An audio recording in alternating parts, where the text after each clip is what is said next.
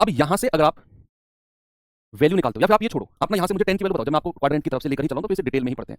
अगर मैं आपसे यहां पूछता हूं कि जरा मुझे 10 की वैल्यू बताओ, 10 की वैल्यू क्या होगी?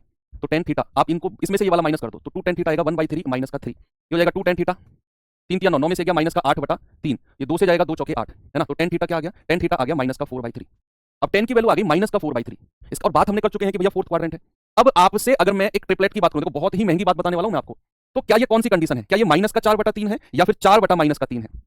अगर मैं इसे ट्रिपलेट में रखता हूं तो क्या ये 4 और 3 तो मुझे यहां लिखना पड़ेगा, क्या मैं माइनस का 4 लूंगा या फिर मैं इसको 4 और यहां माइनस का 3 लूंगा?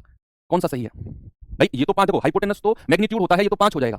हाइपोटेनस हमेशा पॉजिटिव होता है, मैग्नीट्यूड होता है वो परपेंडिकुलर और बेस का, ये तो 5 हो जाएगा। अब क्या माइनस, देखो ये माइनस का 4/3 है, क्या मैं इसको ऐसे लिखूं माइनस का 4 3 या फिर 4 माइनस का 3? भाई सपोज अगर मैं आपसे यहां साइन की वैल्यू पूछने लग गया कि साइन थीटा बताना, ये तो थीटा है, अगर मैं आपसे कहूं साइन थीटा बताना, तो यहां से तो साइन थीटा आएगा माइनस का 4/5 और यहां से साइन थीटा आएगा 4/5 प्लस का। बताओ कौन सी वैल्यू सही है फिर? बात कौन से क्वाड्रेंट की हो रही है? बात कौन से क्वाड्रेंट की हो रही है? बात हो रही है सर फोर्थ क्वाड्रेंट की। और फोर्थ क्वाड्रेंट में साइन प्लस होता है या माइनस होता है?